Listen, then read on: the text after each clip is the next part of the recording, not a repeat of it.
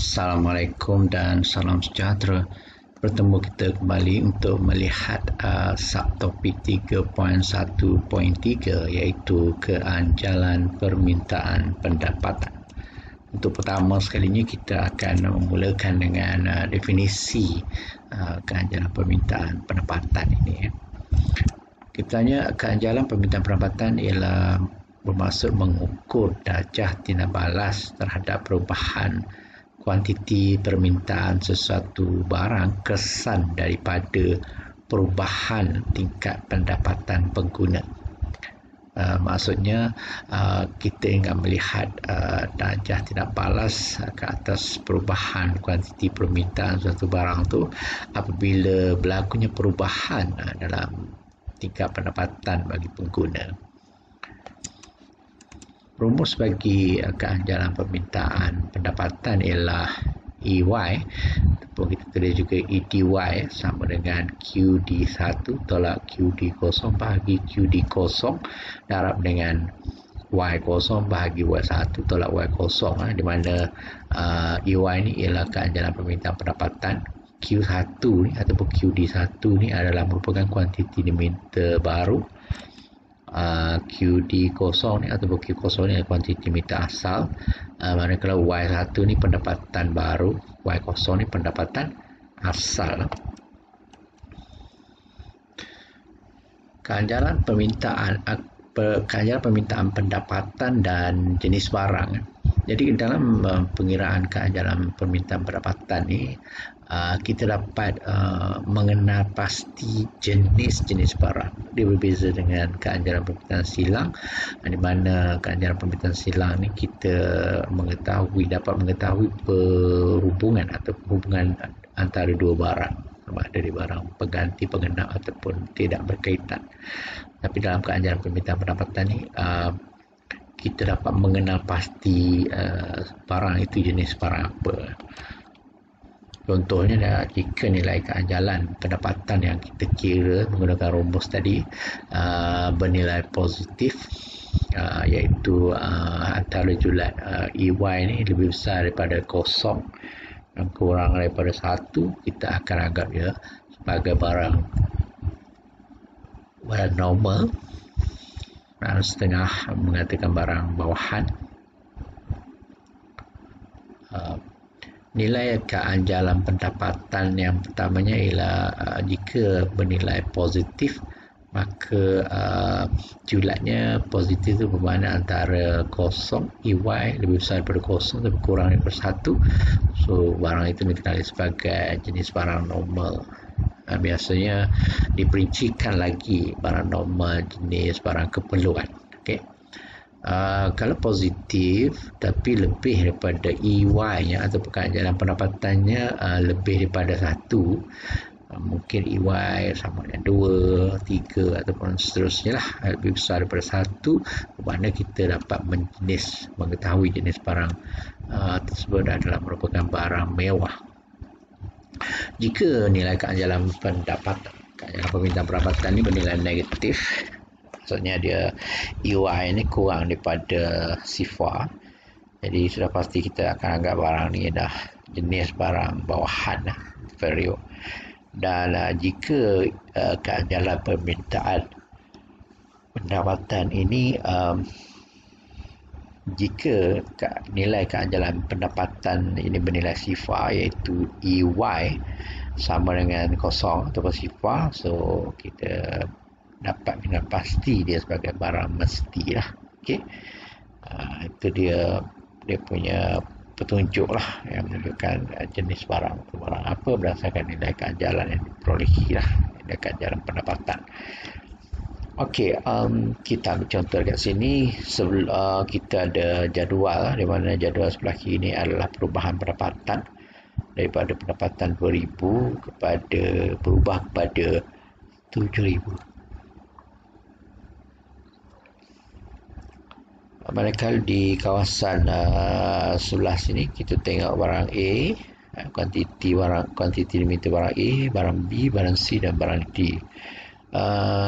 Seperti juga analisis untuk keanjalan silang sebelum ni, sebelum kita mengira dan memperolehi nilai ganjaran pendapatan, ganjaran permintaan pendapatan yang kita nak kira tu berapa, kita sebenarnya boleh lihat secara kasar dulu hubungan antara pendapatan, perubahan pendapatan dengan kuantiti diminta atas barang-barang yang ada ni.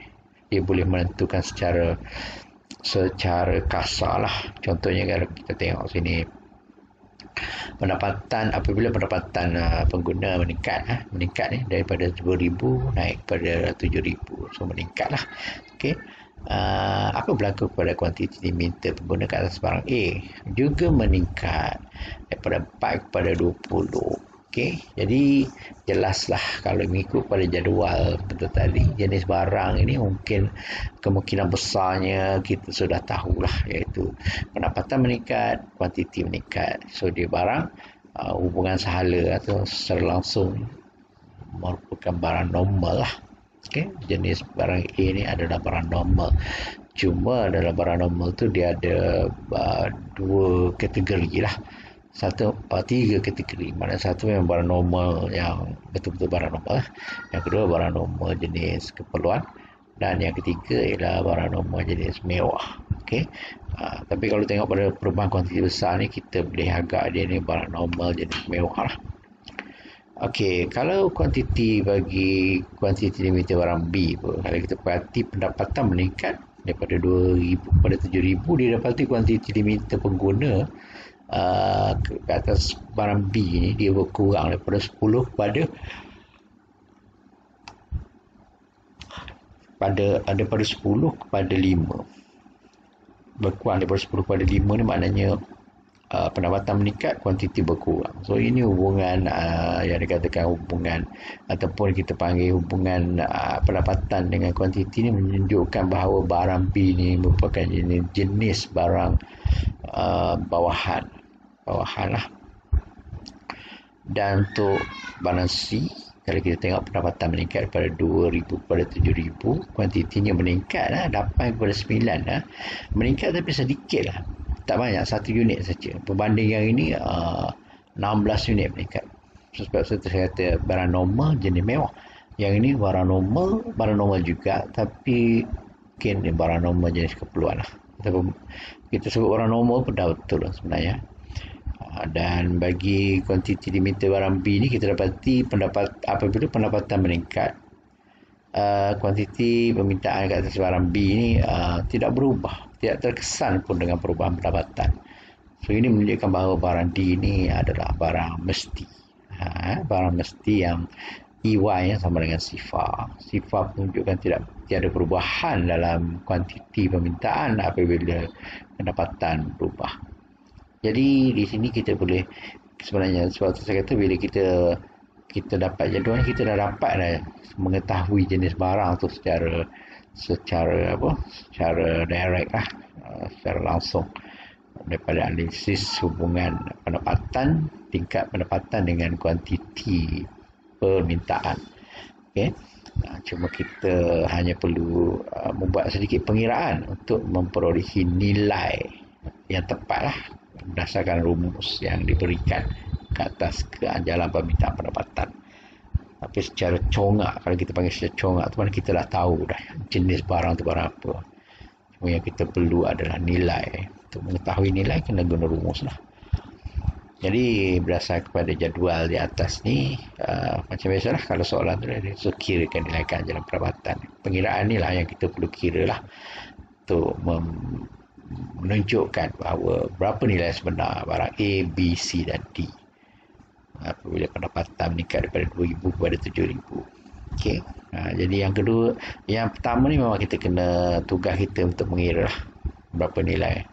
Tapi yang kedua ni tentukan apakah jenis barang-barang tersebut. Memang kita tengok hubungan dalam jadual pun kita dah tahu dah dia barang apa. Macam tadi saya kata sini barang normal, mungkin barang mewah lah, jenis mewah.